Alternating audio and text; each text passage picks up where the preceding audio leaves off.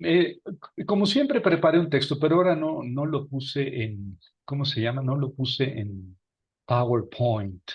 Nada más es un texto que está así en Word, pero bueno, de todas maneras nos va a servir igual como guía, ¿verdad? Como guía de lo que estoy diciendo.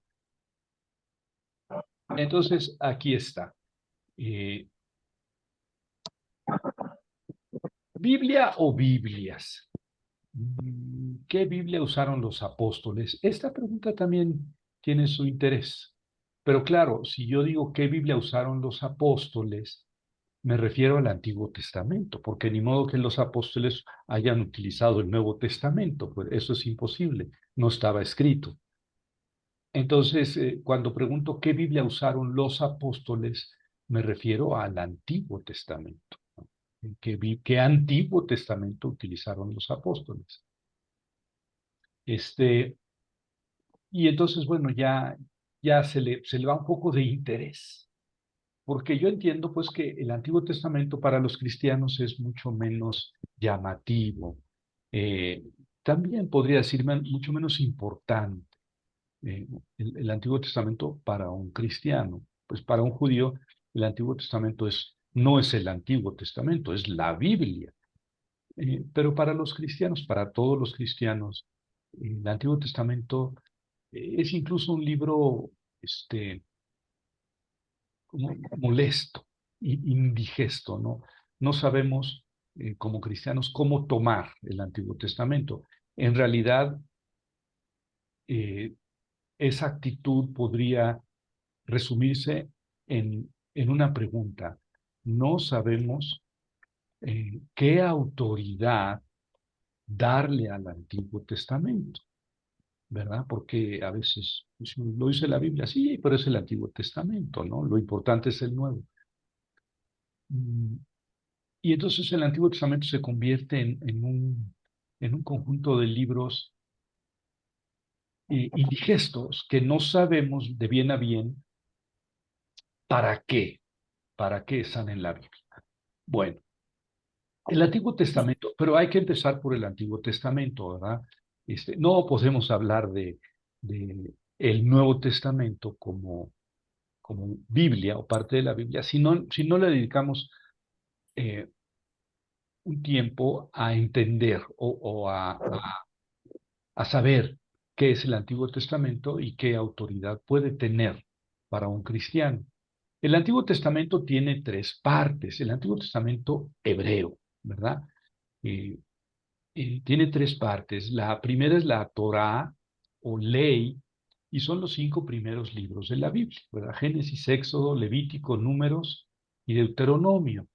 Los cristianos conocen estos libros como Pentateuco. Pentateuco es una palabra o dos palabras griegas que significa 5 rollos, porque antes no eran libros, ¿verdad? Eran rollos. Y bueno, pues eso es la Torah. Los judíos, eh, digamos que canonizaron, aceptaron como palabra de Dios la Torah en el siglo tercero antes de Cristo, 250, 280 antes de Cristo. Ya tenían la Torá como palabra de Dios, como una palabra normativa, si bien no habían desarrollado una teología sobre qué era palabra de Dios, que estaba inspirada, y qué es la inspiración y todo eso, pero sí reconocían esos 5 libros como libros autoritativos. Entonces estoy hablando desde principios del siglo III antes de Cristo. La segunda parte de la Biblia hebrea o del Antiguo Testamento son los profetas. Los profetas eh, llaman profetas a, a el conjunto de libros eh, que empieza con Josué, Jueces, Samuel 1, Samuel 2, Reyes 1 y Reyes 2, que los cristianos no les dan el nombre de profetas, pero en la Biblia hebrea sí, sí, se llaman profetas anteriores. Esos 6 libros, Josué, Jueces, Samuel 1, Samuel 2, Reyes 1 y Reyes 2, les llaman profetas anteriores. Y luego profetas posteriores son los demás, ¿verdad? Jeremías, Isaías, Ezequiel y los 12 menores. Ahí falta Daniel. En las Biblias cristianas, Daniel es uno de los profetas, pero en la Biblia hebrea no. En la Biblia hebrea, Daniel es uno de los escritos. Y ese es precisamente el tercer grupo de libros, ¿verdad? Los escritos, que son todos los demás libros del Antiguo Testamento, ¿verdad? Como son bastantes, pues no voy a hacer una enlistado. Este, eh, los judíos tradujeron toda esta Biblia, todo esto que acabo de decir, lo tradujeron al griego. Primero tradujeron estos libros de la Torá. 72 sabios vinieron, 6 de cada tribu, fueron de Israel a Egipto para la biblioteca de Alejandría, es traducir la Biblia de los hebreos, de los judíos, que en ese momento era la Torá, al griego. Y luego, pues en la tradición, redondearon el número a 70 sabios. Y no solamente eso, sino que esa traducción se conoció como traducción de los 70, no solamente a la Torá, sino toda la Biblia de los judíos se conoció como Biblia de los 70, ¿verdad? Claro está que eso se fue traduciendo poco a poco. De hecho, el conjunto de libros de los escritos, la tercera parte del Antiguo Testamento, en tiempos de Jesús no estaba delimitada. Algunas comunidades aceptaban un grupo mayor de libros y otras un grupo menor de libros. Tampoco es que hubiera una sentencia, una definición canónica, teológica de los judíos que dijera, este es nuestro tercer grupo de libros, los escritos. Precisamente a fines del siglo I, ya por el año 90 después de Cristo, los judíos decidieron cerrar ese tercer grupo de libros. Eh, en buena medida porque los cristianos aceptaban también la Biblia de los 70 y la usaban. Entonces los judíos dijeron, no, no, no, a ver, para nosotros estos son los libros santos. Y lo delimitaron. Dejaron unos 10 libros que se utilizaban en los 70, dejaron unos 10 libros afuera. Ahora, tenemos 2 o 3 códices de los 70 que no son exactamente iguales. Uno puede tener 2, 3 libros más que otro, porque precisamente este tercer grupo de libros no estaba definido teológicamente, canónicamente, y entonces había variaciones, pero ya les digo, sobre el 90 después de Cristo, los judíos decidieron cerrar el canon, ¿verdad? Y, pero eso es después de Cristo, el año 90 después de Cristo. Entonces, eh, los cristianos aceptaron varios libros que los judíos no aceptaron, ¿verdad?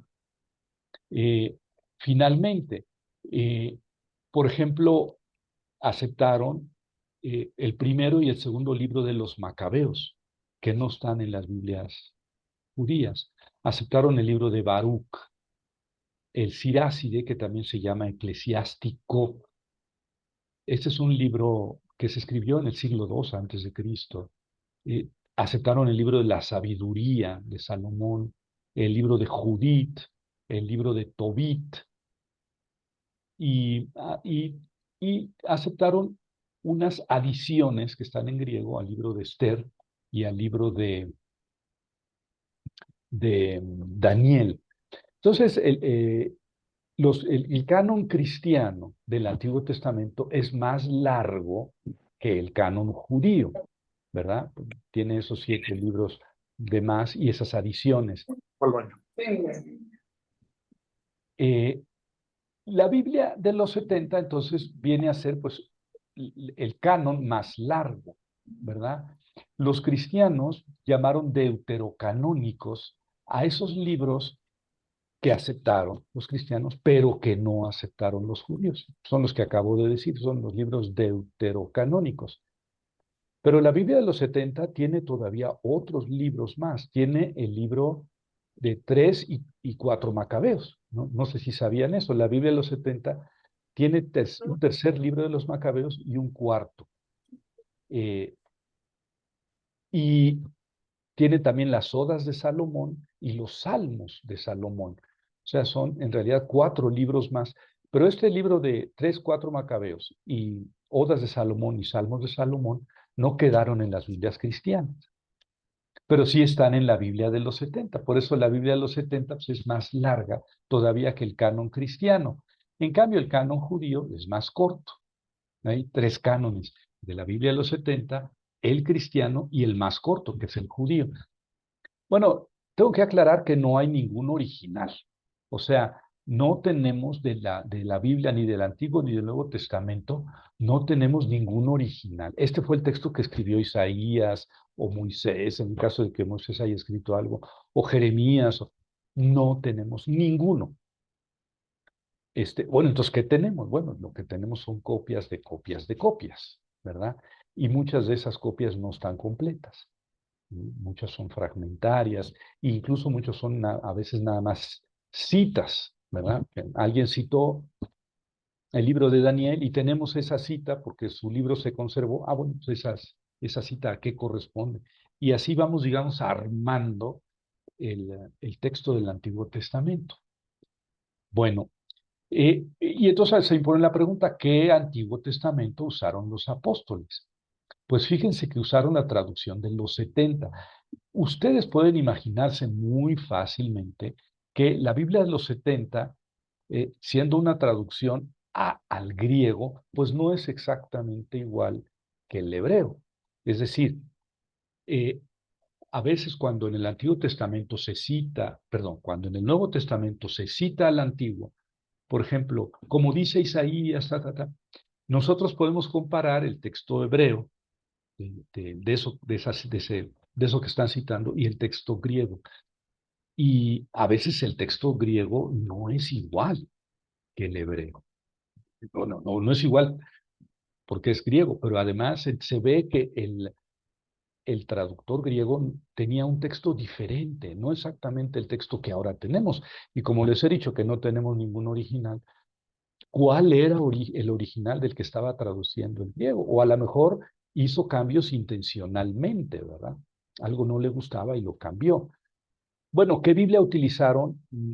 Marcos, Mateo, Lucas, Juan, los autores del Nuevo Testamento. También Pablo, Jacobo, Judas, Pedro, que escribió 2 cartas, hay 2 cartas de Pedro.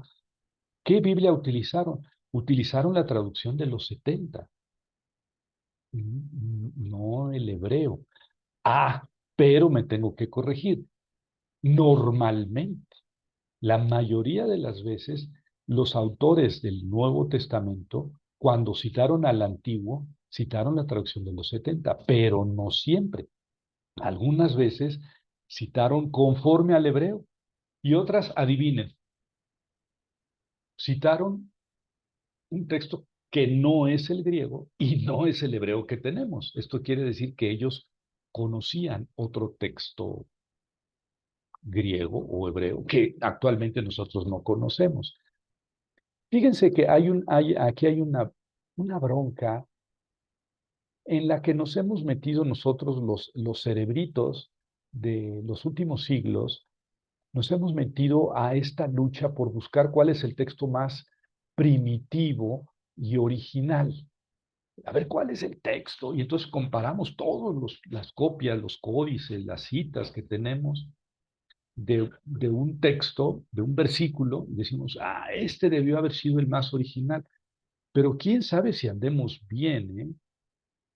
Hay muchas personas que dicen, es que en realidad, ¿para qué estamos buscando ese texto que es más original?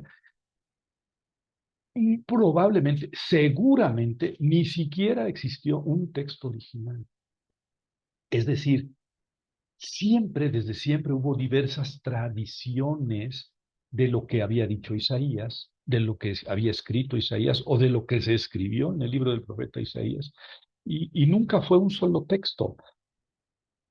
De hecho, voy a tomar un ejemplo del Nuevo Testamento, pero el hecho de que Marcos narre la resurrección, el hallazgo del sepulcro vacío, de una manera y luego Mateo lo narre de otra manera,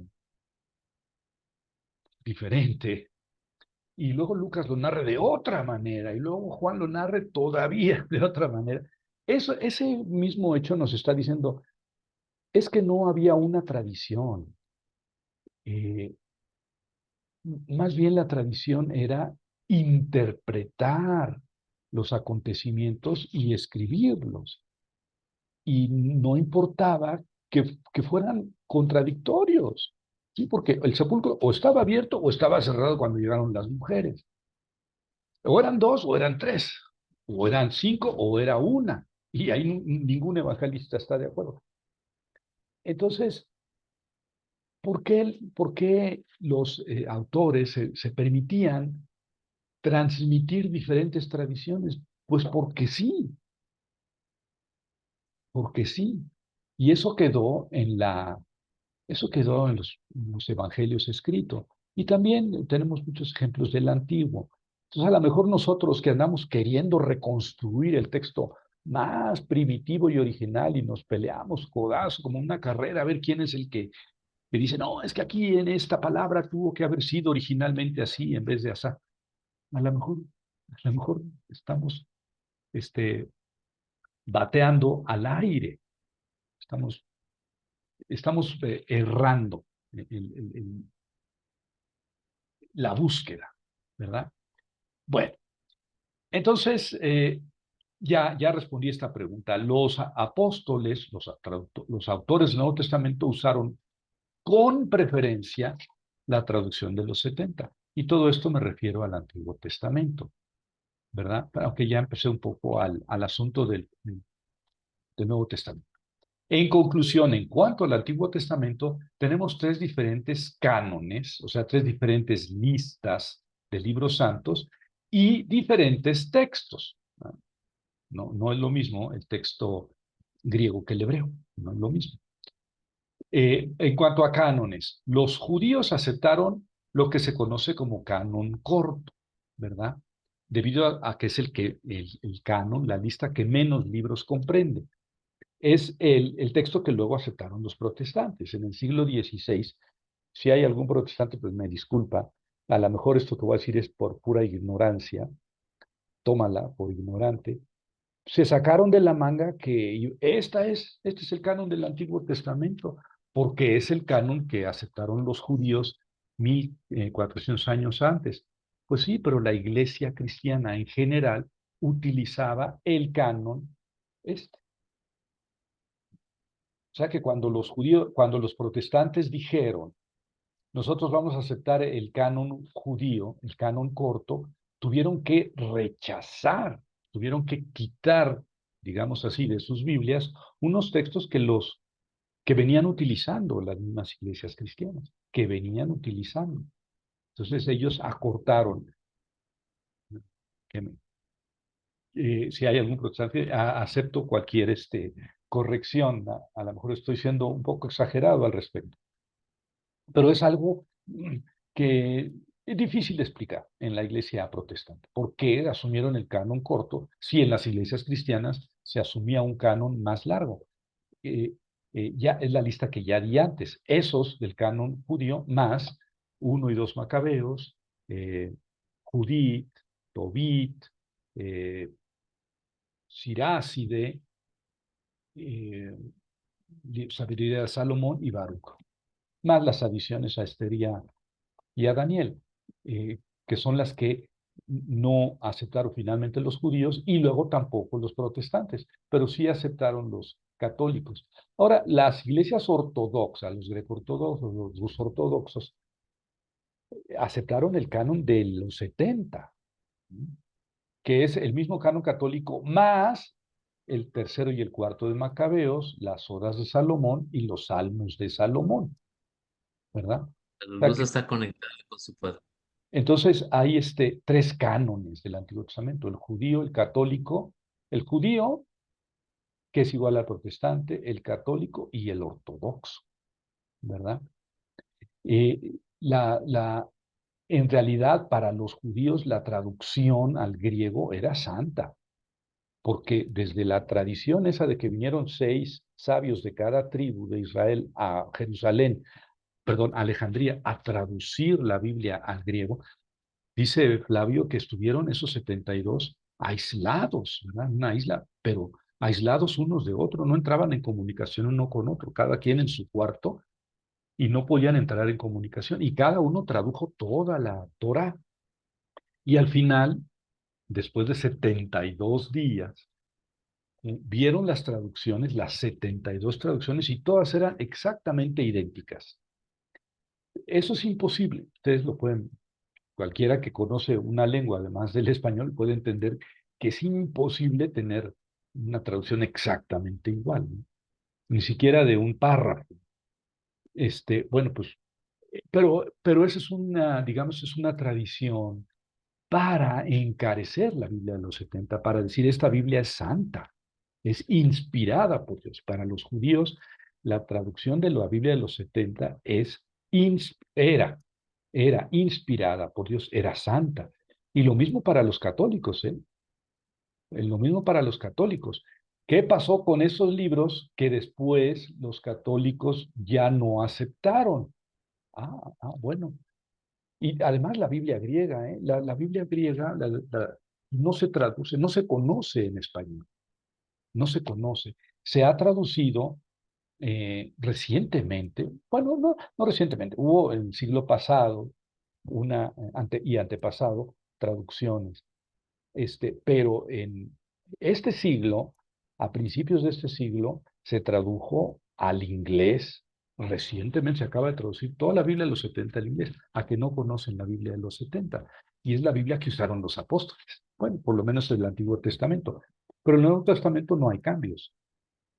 Eh, Se tradujo al alemán y se tradujo, bueno, al francés, pero al francés, para cada libro de la Biblia hacen un libro, un comentario, entonces todavía no acaban, pero es toda una biblioteca, le llaman precisamente Biblioteca de Alejandría, a esa colección de traducción de los 70. Al español se tradujo.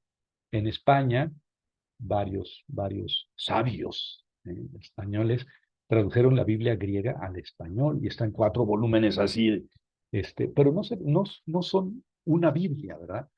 Se, se, se manejan como textos de estudio que solamente los eruditos conocen.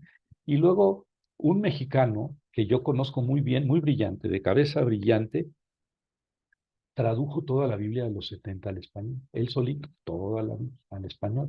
Lo único que está esperando es que alguien la publique. Este, pero es una Biblia, pues, O sea, usted, profesor.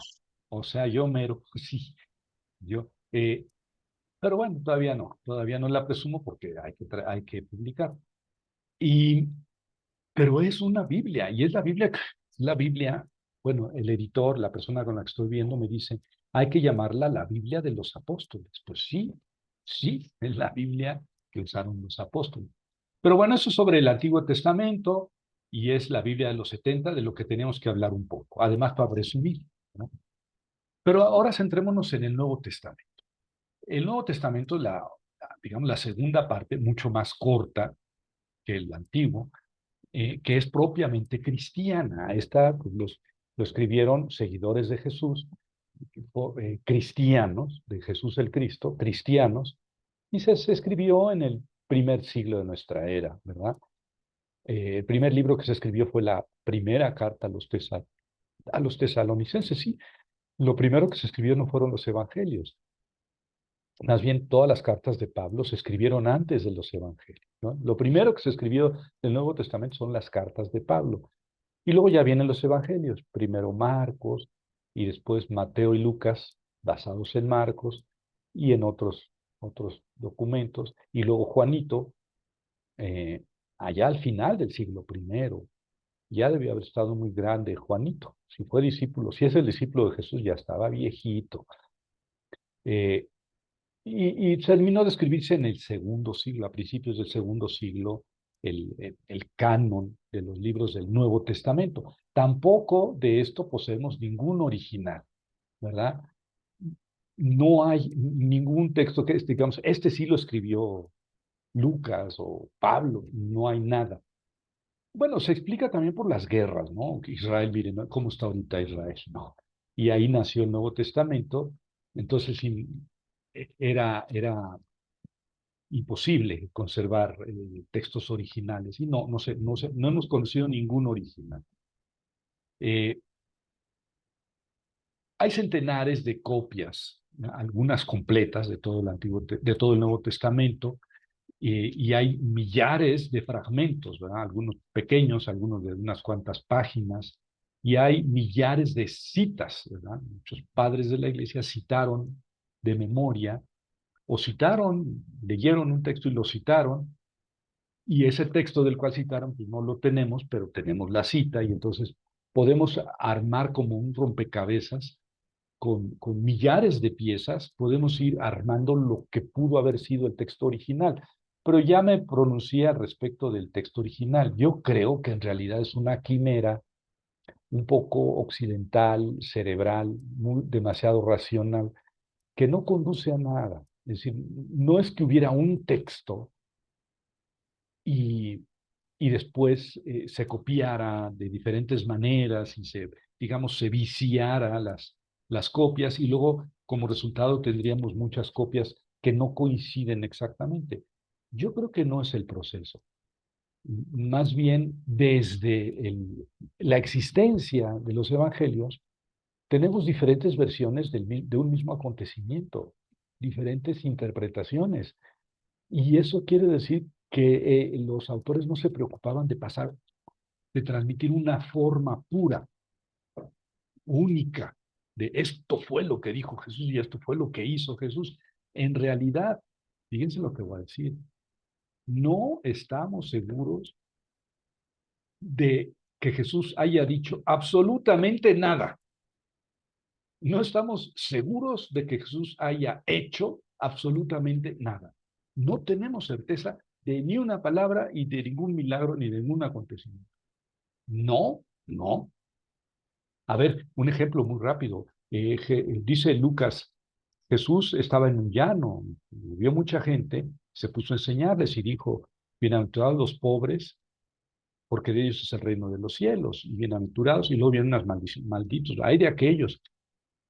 Y Mateo dice, Jesús subió a un monte, a un llano, y se compadeció de la gente y empezó a enseñarles. Y me centro en la primera bienaventuranza. Y dijo, bienaventurados los pobres de espíritu, porque de ellos es el reino de los cielos. Momento. Bienaventurados los pobres, como dice Lucas, o bienaventurados los pobres de espíritu, como dice Mateo. Ay, Javier, es lo mismo. ¿De veras es lo mismo? Es lo mismo pobres que pobres de espíritu.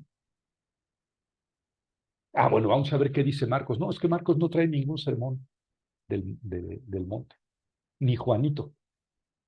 Entonces, a lo mejor Jesús ni dijo un sermón del monte. Y luego las bienaventuranzas, me quedo en la primera, pero no son iguales las bienaventuranzas en Mateo que en Lucas. Y entonces, ¿qué dijo Jesús exactamente? Pues no lo sabemos, ni siquiera eso. Bueno, el texto más importante de los evangelios, que podía ser el hallazgo del sepulcro vacío. ¿Es mi impresión o ya no se escucha a Javier? ¿Me escuchan? Es tu impresión, se escucha Se bien. escucha muy bien. Gracias. Mi maestro de primaria, secundaria. Órale, Marco. Bienvenido. Entonces, no coincide en el principal relato de la vida de Jesús o del Nuevo Testamento, que es la resurrección, no coinciden. Y perdónme la expresión, pero ahora que estamos a punto de iniciar unas Olimpiadas absurdas, olímpicamente no coinciden. En ese acontecimiento más importante. Entonces, ¿cómo fue la resurrección? No tenemos ningún texto. Ningún texto nos habla de la resurrección directamente. Nos hablan del hallazgo del sepulcro vacío y no coinciden. Entonces, ya el hecho de que los textos sean diferentes nos está diciendo que las tradiciones son diferentes y que los autores no se preocuparon por transmitir un acontecimiento con absoluta fidelidad. Probablemente eso es algo de lo que nos estamos preocupando nosotros, pero no los autores del Nuevo Testamento. Bueno, el canon del esto es las tradiciones, perdón, no había mucho interés en establecer una sola tradición, ¿verdad? Bueno, el canon de los libros del Nuevo Testamento es el mismo, o sea, a diferencia del canon del Antiguo Testamento, que hay diferentes cánones para la Iglesia judía, protestante, ortodoxa y católica. Para el Nuevo Testamento, todas las iglesias las iglesias cristianas están de acuerdo que son estos libros los que forman el canon o la lista de los libros inspirados por Dios. Lo que varía son las traducciones. O sea, ¿por qué? Claro, cualquiera se da cuenta de que una traducción,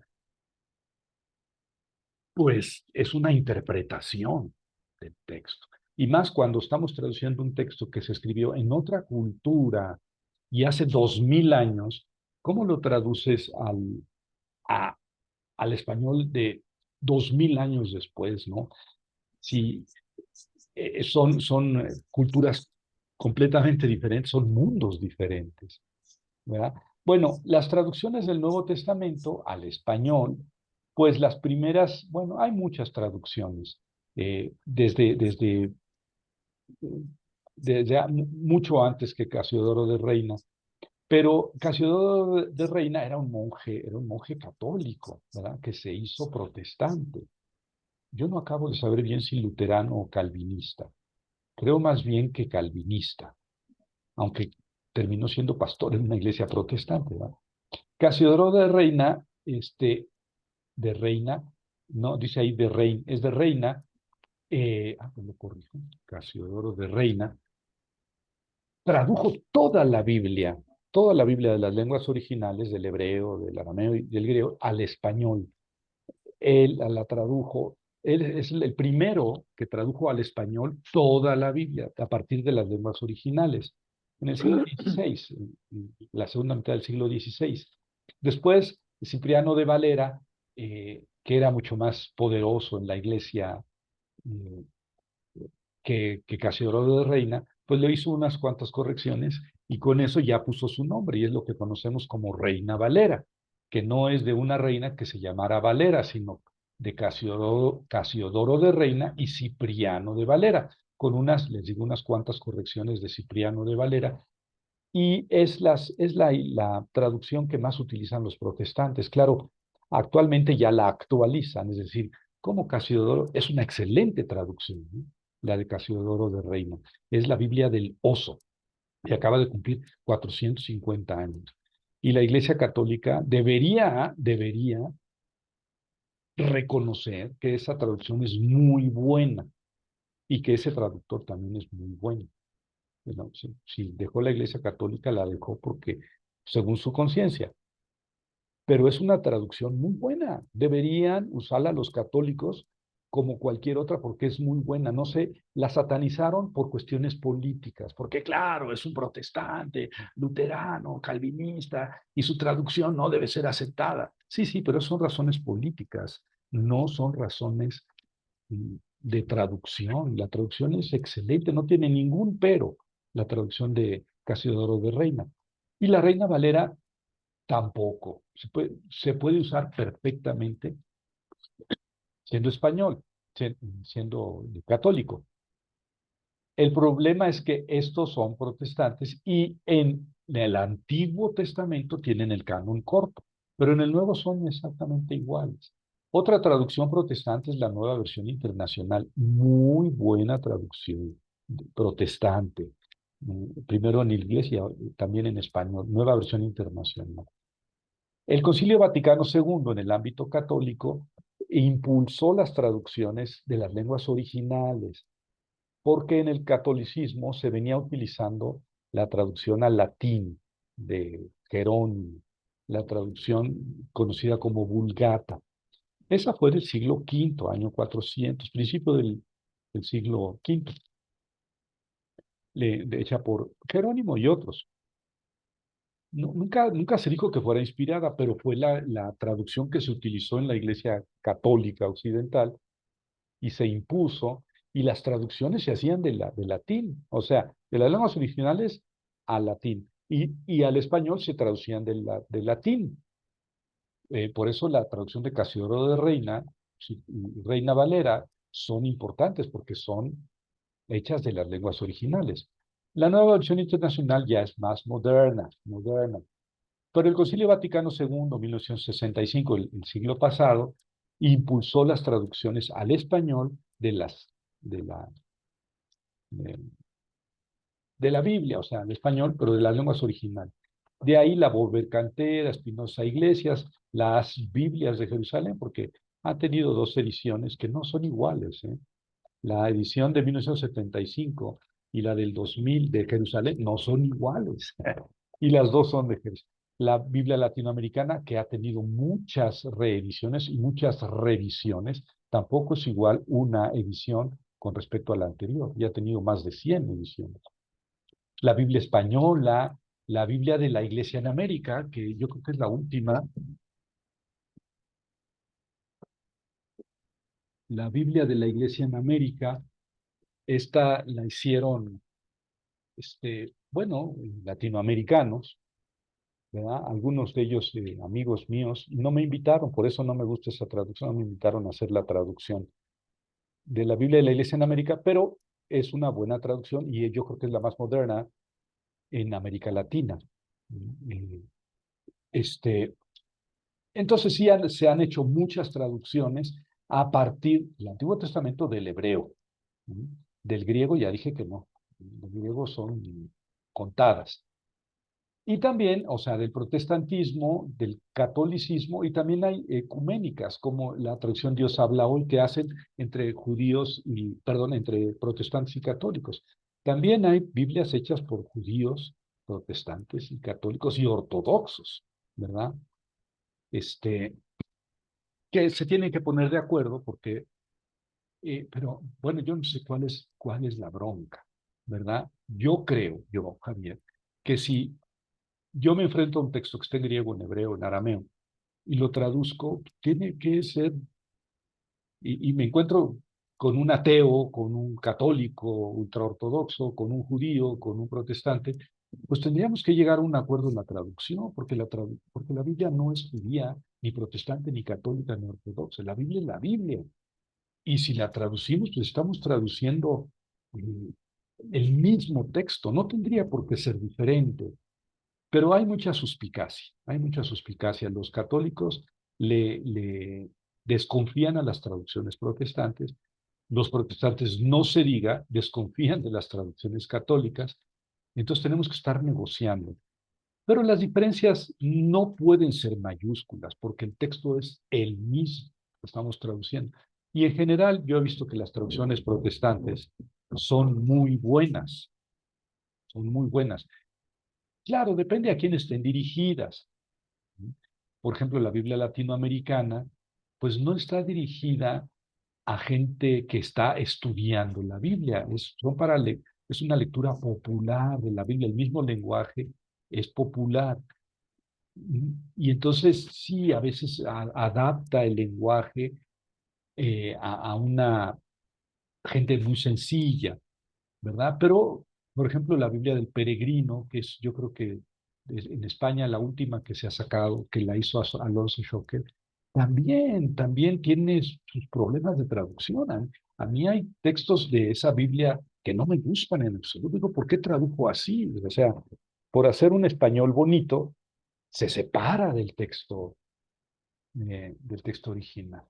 Entonces, ninguna Biblia es igual a otra, ninguna traducción es igual a otra, ¿verdad? Si yo, Profesor, sí, ¿puedo hacer una pregunta? claro, Luis, ¿Y qué, María Luisa, sí, María Luis. y, y qué opina de la traducción de Cantera Iglesias? Pues mira, no la tengo presente. ¿No? Eh, una es de Bober Cantera y otra es Cantera Iglesias. ¿Cantera Iglesias? o Espinosa Iglesias, y me confundí a la hora de poner aquí. No las tengo muy en la mente en qué Ajá. consisten, o sea, cuáles son sus... Pero así con los ojos cerrados te digo que es buena traducción. Con los ojos cerrados, es decir, sin tener presente, es buena traducción. Son españoles del siglo pasado que se pusieron a traducir y lo hicieron de una manera excelente. Yo lo que hago es tener siempre varias traducciones.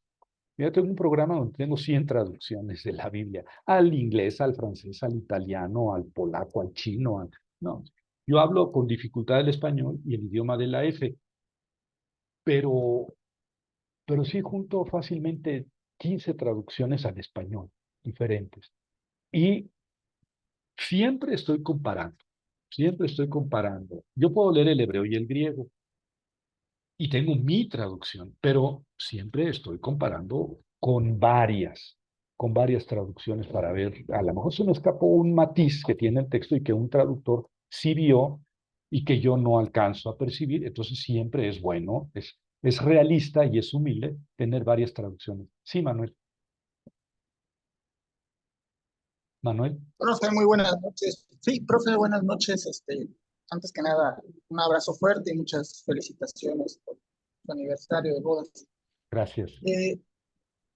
Tenía yo dos dudas que sí me inquietan un poquito. Es sobre, más que nada, sobre el tema del aparato crítico. Mi primera duda es, bueno, hay algunas cosas que aparecen en el aparato crítico que, por ejemplo, no aparecen en el texto original, ¿no? Se me ocurre, por ejemplo, tomar un fragmento de Mateo, que se menciona el nombre de Barrabás, ¿no? Se menciona el nombre de Jesús Barrabás y hay un testigo que testifica ese nombre, ¿no? Y en el texto original ni siquiera lo ponen. Lo mismo sucede con Lucas, cuando se habla de Lázaro y el rico, en el aparato crítico aparece el nombre del rico, que es Newes, y también la Biblia no lo, en el texto original no lo toma. Mi pregunta es, bueno, ¿quién? Yo sé que hay un aparato, una organización que designa que eso va y eso no va, pero ¿quiénes son los encargados de establecer eso? O sea, ¿por qué lo hacen? ¿Por qué lo omiten? ¿No? Igual sobre, por ejemplo, hay ciertos pasajes que en el aparato crítico dicen que no existen, por ejemplo, la mujer adúltera en Juan, que ese texto es un añadido. Sin embargo, ya en las traducciones ya aparece, ni siquiera hay una señal, no hay absolutamente nada que justifique que es un añadido. Gracias, profe. Buenas noches. Bueno, no, al contrario, Manuel, gracias a ti. Así es, ¿no? Los textos, porque no tenemos los originales. Entonces, hay textos que por ejemplo, ese pasaje de la mujer adúltera en Juan, que está en el capítulo 8, al principio del capítulo 8 de Juan, pues hay textos que tienen el Evangelio de Juan y no tienen ese texto. Entonces, ahora sabemos por el estilo, ya otro criterio, pues que no es el estilo de Juan, es más bien el estilo de Lucas. Y parece que en algún códice está al final del Evangelio de Lucas. Entonces, decimos, bueno, la conclusión sabia a la que llegamos es, bueno, vamos a ponerla ahí en Juan. A veces le ponemos una notita, este texto no parece juánico, parece más bien lucano, pero aquí lo vamos a poner, porque aquí está, en muchos códices está en este sitio, en este lugar. Entonces lo ponemos así. Pero eso lo tenemos que poner al pie. Habrá algunos que digan, no, yo no lo pongo en el Evangelio de Juan, lo pongo en el Evangelio de Lucas y lo pongo al final. Y entonces tienes todo el Evangelio de Lucas y luego la pasión, muerte, resurrección de Jesús y luego el milagro o el acontecimiento con la mujer adúltera que iba a ser apedreada. No sabemos exactamente qué política tomar. O sea, a mí me han invitado a participar en la traducción de varias Biblias. Entonces, cuando me dicen, ¿puedes traducir tal libro? Yo digo, sí. ¿Con qué criterios? O sea, ¿qué códice vamos a seguir? ¿Verdad? Entonces me dicen, lo normal es que te digan, mira, vamos a traducir el texto, el más común, el más reconocido, Y cuando tengas algún comentario de que, ay, no me gusta porque acá hay otro códice que dice o que no dice, que sea lo mínimo, Javier, para no volver loco al lector. ¿Ves? Entonces, es un criterio que traduzcas el texto más común y que los comentarios a pie de página en cuanto al texto sean los más importantes, y que sean pocos, porque el lector se aturde con eso. Claro, la mayoría de la gente que lee la Biblia no la lee para hacer ese tipo de investigaciones, sino para entrar en contacto con la palabra de Dios. Sí, pero ¿qué dice exactamente ese texto? Ahí nos rompemos la cara, sí, sí. Y hay textos, no podemos decir que toda la Biblia sea un relajo y que cada quien hace su interpretación y que son Biblias diferentes. No, no es para tanto. El texto es bastante homogéneo en los diferentes códices, pero hay textos, hay lugares en los que sí se, se clava el diente, se clava el tacón y se notan las diferencias de un códice con otro. Y entonces cuando los traductores tenemos que tomar un criterio, ¿verdad? Es decir, bueno, pues tomo este texto y luego ya tendría que explicar a pie de página por qué escogí ese texto, a pesar de que otras Biblias dicen tal cosa. Por eso yo insisto en que es bueno tener varias traducciones. Y si son traducciones anotadas, como tú dices, que tienen un aparato crítico, pues mejor, porque ahí si hay diferencias, me da la explicación de por qué tal texto y no tal otro. Eso puede ayudar, ¿verdad? Claro que yo vuelvo a lo que les dije al principio. Es que a lo mejor eso que andamos buscando de cuál es el texto exacto y más original, a lo mejor eso ni siquiera existe. Ni siquiera existe. Si los autores estuvieran preocupados por enviarnos un solo mensaje, no tendríamos esas diferencias que tenemos de un evangelio a otro. No tendríamos esas diferencias. Si ya Marcos escribió esto, ¿por qué Mateo habría de cambiarle? Es el internet. Mateo está haciendo una reinterpretación del acontecimiento a partir de Marcos, pero está reinterpretando. ¿Sí? Por eso a lo mejor esto de ver una sola tradición no es no es la manera correcta de enfrentarse. Hay que hacernos a la idea de que había varias tradiciones y de ahí bueno, pueden surgir varias traducciones, pero las traducciones pueden ser también diferentes teniendo el mismo texto. Si todos los que sabemos una lengua, sabemos inglés, a ver, traduce un párrafo, traduce un renglón tú del inglés y tú traduce el mismo renglón del inglés. Un renglón, lo comparamos y les aseguro que no es exactamente igual el renglón, no. Y a veces la traducción, ¿ven? A veces la traducción sí incide en el sentido de un texto. Bueno, entonces yo lo que digo, ¿cuál es la mejor traducción? ¿Cuál tomar? Yo digo, mejor tomar varias traducciones, es la primera recomendación que les doy siempre. Si pueden tener 2 o 3, mejor. Y la segunda es estudiar con el doctor Quesada hebreo, griego y arameo. No es cierto, eso es payasada, pero lo que quiero decir aquí es, si ustedes tienen acceso a estudiar un poco de hebreo, de griego, hay algunos textos, pocos, pero hay algunos textos que están en arameo, en el Antiguo Testamento. Si tienen acceso a estudiar algo de eso, pues estaría sensacional, porque así, bueno, nosotros, más bien ustedes, están acostumbrados a leer traducciones al español, o en el mejor de los casos al inglés, al francés, al italiano, o a otra lengua que puedan leer, pero las lenguas originales, bueno, pues estaría bien tener acceso a eso. Son traducciones. Entonces, bueno, y ya voy a terminar mi exposición y les doy la palabra a Amparo y Don Ají. Vuelvo con esto que dije la vez pasada. ¿Cuál es el estatuto epistemológico? Es una expresión muy rimbombante, que traducida quiere decir qué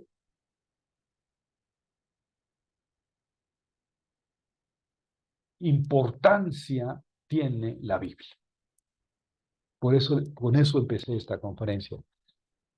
Antes de leer la Biblia, tenemos que tener claro qué importancia. La Biblia dice tal cosa. Ah, entonces, ¿qué? Entonces, ¿qué? Entonces, ¿qué? ¿Mm? Yo di curso en la Ibero, en la maestría, que lo titulé ¿Y qué que la Biblia lo diga? Así se llama el curso. ¿Y qué que la Biblia lo diga? Es una pregunta que puede ser infantil, bueno, es infantil, pero es muy profundamente filosófica. La Biblia lo dice, ¿y eso qué? ¿Qué significa? No, pues que es palabra de Dios. ¿Y qué significa que es palabra de Dios? Pues que está inspirada. ¿Y qué significa que es inspirada? Y ahí es donde tenemos que entrar a dialogar. Sí, lo dice la Biblia y por eso es así hoy y siempre. Pues se me hace que no es la manera correcta de entender cuál es la importancia de la Biblia. Pero ese es motivo de otra conferencia o de otro curso, ¿ah? ¿Cuál es la importancia, la trascendencia teológica de la Biblia? ¿Eh? Esto de que dicen como un cliché los protestantes, la sola escritura, la escritura y nada más, no es cierto ni siquiera entre las iglesias protestantes, ¿no? También las iglesias protestantes leen la Biblia desde una tradición, pero además cabe la pregunta, ¿qué Biblia? ¿Qué Biblia? Porque ya hemos visto cómo la Biblia se autointerpreta, se autocorrige, se autoactualiza. Hay diferentes etapas, incluso en el Nuevo Testamento. Entonces, sola escritura, sí, pero ¿cuál? ¿Verdad? Entonces, yo creo que es muy importante entrar a la Biblia con estos datos que acabo de dar, que son así a matacaballos, que cogí así de aquí y allá y los puse juntos, eh, y tener claro pues, que las Biblias no pueden ser iguales, no son iguales, ni pueden ser iguales, pero también que antes de eso hay que preguntarnos, bueno, ¿qué importancia, qué trascendencia tiene la Biblia? Para mí, que soy o no soy creyente, que soy judío, soy protestante, soy católico, ¿cuál es la trascendencia o sea, y qué que lo diga la Biblia? O sea, ¿qué quiere decir que lo diga la Biblia? Yo creo que eso debe estar al principio de cualquier lectura bíblica. Bueno, hasta aquí me callo y me gustaría escuchar, creo que, eh, bueno, Don Ají, y creo que después Alfaro también. Bueno, ladies first, Don Ají y luego Alfaro. Gracias. A ver, También quiero hablar al la, tercero. Sí. la primera pregunta es, la Biblia está escrita en arameo, hebreo y griego. Y yo tengo aquí en mis notas que el Antiguo Testamento es arameo y hebreo y el Nuevo en griego. Es-